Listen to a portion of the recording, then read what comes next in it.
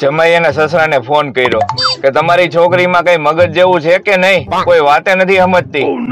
સસરા કે તમે જોવા આવ્યા ત્યારે તમે તો ખાલી હાથ જ માંગ્યો તો, મગજની તો ક્યાં વાત જ થઈ હતી. પાડોશી ને કામ આવે ઈ તો સારી વાત છે, પણ ડખો તો ત્યાં થાય જ્યાં પાડોશી પાડોશણ ને કામ આવવા માંડે. રોટલી ને જો તોડીને જ ખાવાની છે તો આ બધા એને ગોળ બનાવવા પાછળ હું કામ પડી ગયા છે. વાંઢાવને મોડા લગ્ન ની ચિંતા નથી હોતી સાહેબ, પણ એની ચિંતા એ હોય છે કે એના છોકરાનું ભણવાનું મોડું થતું જાય છે. અમારે છોકરાઓને કઈ લગ્ન કરવાના શોખ નથી હોતા સાહેબ. અમે લગ્ન એટલે કરીએ છીએ કે અમારે લીધે છોકરીઓ બિચારી કુંવારી નો રહી જાય.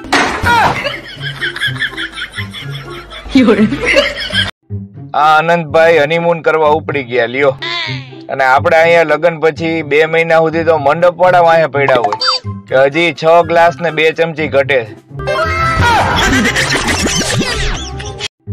સારી પત્ની એને કહેવાય જે પતિને ઘર કામમાં મદદ કરાવે. અણવરે ગોરબાપાને પૂછ્યું કે કન્યાને ડાબી કોર બેહવાનું કે જમણી કોર. ગોરબાપા કે અત્યારે ગમે એની કોર બેહાડો, લગ્ન પછી માથે જ બેહવાની. અમુક નમૂના ગુંગો કાઢી અને આંગળીને એવી રીતે જોવે કે જાણે હીરો નીકળ્યો હોય. ઉઘરાવ. એક બેન એક ઝાડની સામે ઉભા રહી અને રોતા રોતા એના ઘરની વાત કરતા હતા કે મારા સાસુ સસરા નણંદ પતિ મને બધા બહુ હેરાન કરે છે, અને હે પીપળાના ઝાડ, તું જો બોલતો હોત તો આજે તુંય રડી પડત. ત્યાં તો ઝાડ સામેથી બોલ્યું કે હું પીપળો નહીં બેન, લીમડો છું. એક તારણ મુજબ જે મહિલાઓની જીભ બહુ હાલતી હોય ને એ લોકો જલ્દી એક્ટિવા શીખી જાય છે. ઇતિહાસ ગવા છે સાહેબ, જે લોકો સૂતી વખતે ફોન સાયલેન્ટ રાખે છે ને એને દુનિયાની કાંઈ પડી નથી હોતી. રેલવે સ્ટેશને ટિકિટ બારી ઉપર બધા પેસેન્જર ભેગા થયા એટલે સાહેબ કે ભારે વરસાદને કારણે ટ્રેન આજે રદ થઈ છે, બીજું કઈ કોઈને પૂછવું હોય તો કયો. એક બેન કે સાહેબ આ હાડીમાં હું જાડી લાગુ છું કે પાતળી. એક પતિ એની પત્નીને એક ઝાપટ મારી અને કીધું કે નારાજ ન થતી, માણસ એને જ મારે કે જેને વધુ પ્રેમ કરતો હોય. પત્ની સામે 2 લાફા ઝીકી દીધા. ઈ કે હું તમને ઓછો પ્રેમ થોડો કરું છું. એક તાજા સર્વે મુજબ સૌથી વધારે બહેનો પાણીપુરી વાળાને હોય છે કે ભૈયા થોડા તીખા બનાના. કોલેજ વાળી મસ્ત હોય છે, ઓફિસ વાળી મસાલેદાર હોય, પાડોશ વાળી મીઠી હોય, ઘર વાળી ફીકી હોય, હોટલ વાળી કડક હોય અને 5 સ્ટાર વાળી મોંઘી હોય. ગમે તે હોય પણ ચા આખરે ચા હોય છે. તમે શું વિચારતા હતા? એક છોકરો પોસ્ટ ઓફિસ માં જઈ અને ત્યાં નોકરી કરતી છોકરીને કહે હું તમને બહુ પ્રેમ કરું છું, મારે તમારી હારે જ લગ્ન કરવા છે. તો ઓલી કે અત્યારે સર્વર ડાઉન છે, કાલે આવો. કાલે એક જગ્યાએ ચોપડીમાં વાંચ્યું કે ખુશ રહેવું હોય તો પત્ની જોડે વાત કરવી. હવે હલવાણો ન્યા છું કે કોની પત્ની હારે વાત કરવી ઈ એમાં નથી લખ્યું. એક ભાઈ ડોક્ટર આગળ પાછા ગયા કે સાહેબ તમે જે આ છેલ્લી દવા લખી છે ને એ ગામના એકોય મેડિકલ સ્ટોરમાં મળતી નથી. ડોક્ટર સાહેબ કે એ દવા નથી લખી, ઈ તો હું પેન હાલે છે કે નહીં ઈ જોતો હતો. હવે એક પજામો છોકરાઓ પાસે વૈધો હતો. એ છોકરીઓ પ્લાઝો કરી અને પહેરવા માંડી. હાવ આમ નો હાલે હો. પછી ફાસ્ટ ફૂડ ખાવાથી માણસ ફાસ્ટ નથી થઈ જતો, એવી જ રીતે સ્માર્ટફોન વાપરવાથી માણસ સ્માર્ટ નથી થઈ જતો, પણ લૂઝ મોશન થવાથી માણસ લૂઝ જરૂર થઈ જાય છે. એટલે આવા તડકા ને ગરમીમાં થોડુંક ખાવા પીવામાં ધ્યાન રાખવું અને લગ્નમાં ઓછું ઝાપટવું. જોઈ લઈશ તને. આ ઈ ડાયલોગ છે કે જે માણસને બહુ માર ખાધા પછી પણ પોતાનું આત્મસન્માન જાળવી રાખે છે. છોકરો છોકરીને કે તારું નામ શું છે? તો છોકરી કે તારા બાપને ધક્કો માર. બોલો કે એટલે? તો કે પુષ્પા. ટ્રેનમાં રિઝર્વ સીટ ઉપર એક મહિલા બેઠી હતી. તો ટિકિટ ચેકરે આવી અને એને આઈડી બતાવવાનું કીધું. તો એ બેને ઇન્સ્ટા આઈડી બતાવ્યું અને એનું નામ હતું રૂમઝુમ કરતી રમીલા. પત્ની કે તમારે જે કેવું હોય નહીં મને કયો, પિયર વાળા ઉપર જાવ માં. તો પતિ કે આપણું ટીવી બગડે ત્યારે આપણે કંપની વાળાને જ ફોન કરી છે ને. અમુક લોકો તો એટલા ભયંકર કુંવારા હોય ને કે પોતાની રમતમાં એને રાણી નથી આવતી. મારા મલકના મેના રાણી જરા ધીમા ધીમા હાલો રે. પણ મેના રાણી ધીમા નહીં હાલે, એને પેટમાં ગડબડ છે અને ઇમરજન્સી છે. લગ્નમાં જવા કોઈ છોકરી બહુ તૈયાર થતી હોય ને તો એની બેનપણી એમ કહે કે બરોબર તૈયાર થાજે, સૌથી વધારે આપણે જ સારું દેખાવું છે. અને કોઈ છોકરો બહુ તૈયાર થતો હોય તો એના દોસ્તારો એમ કહે કે તારા બાપાના લગ્ન છે.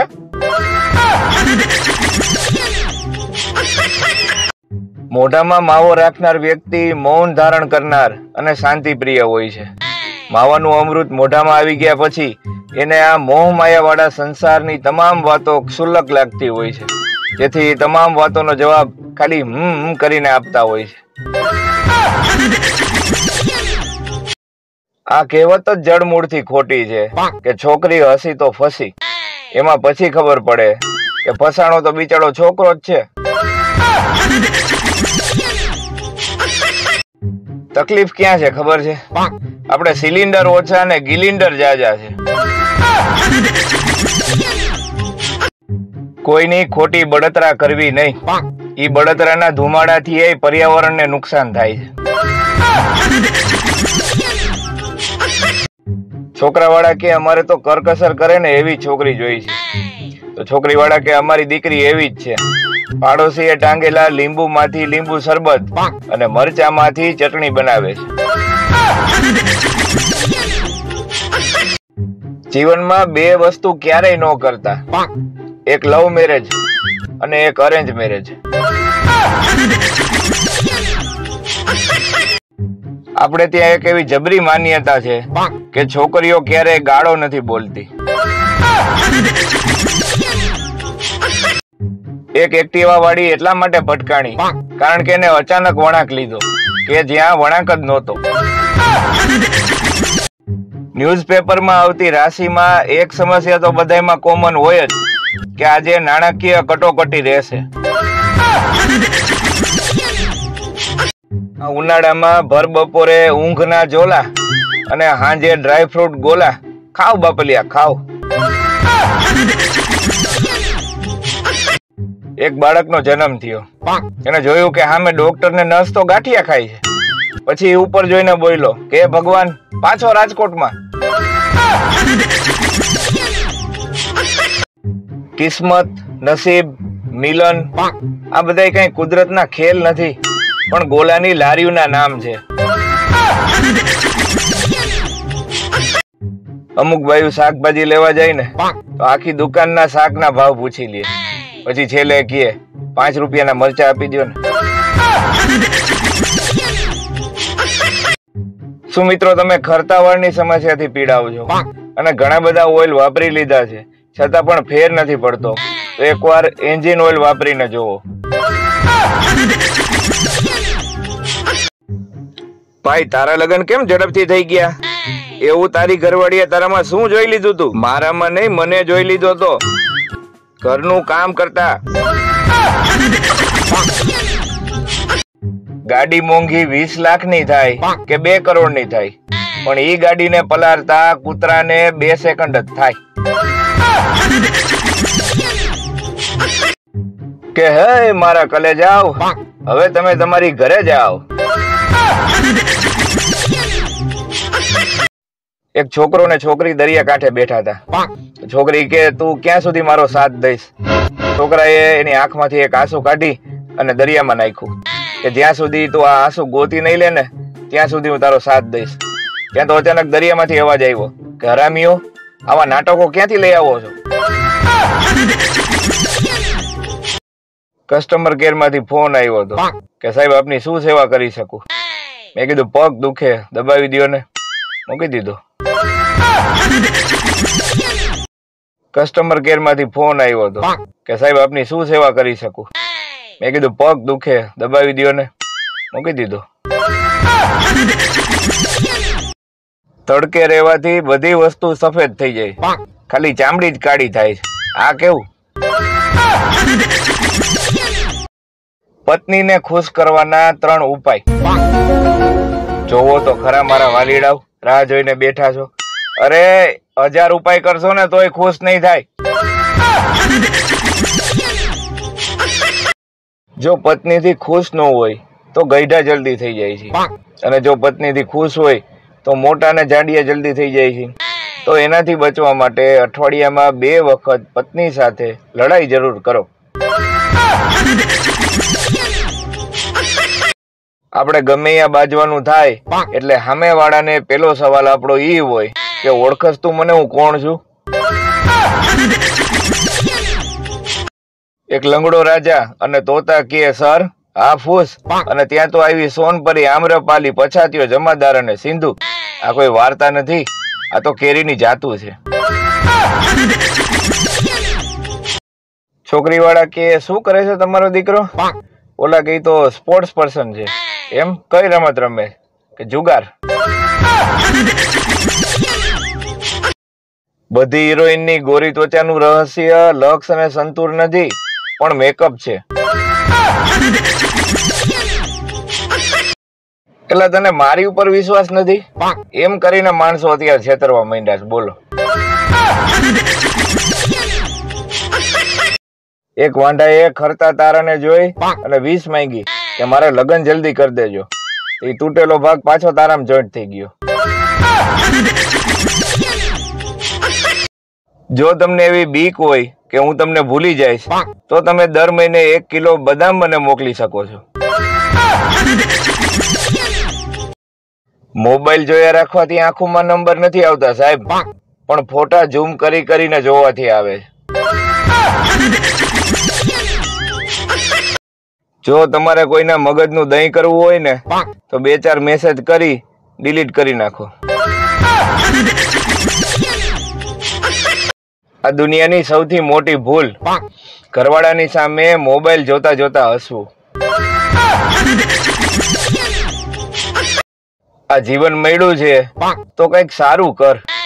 બીજાની પંચાયત કર્યા વગર તું તારું કર. મોબાઈલ આવ્યો ને ત્યારે શરૂઆતમાં લોકો કામમાંથી ફ્રી થઈ અને મોબાઈલ વાપરતા. હવે મોબાઈલ માંથી ફ્રી થઈ અને કામે ચડે. કોઈ પણ સ્ત્રી જીવનમાં ત્યારે જ હાર સ્વીકારે કે જ્યારે એ સોનાનો હોય.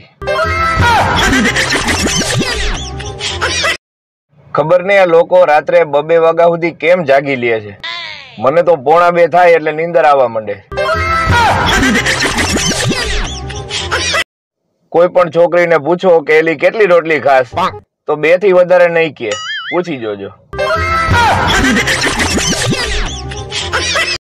મને શબ્દોથી જખમ આપતા નથી આવડતું સાહેબ, સીધા હાથ જ ઉપાડું છું.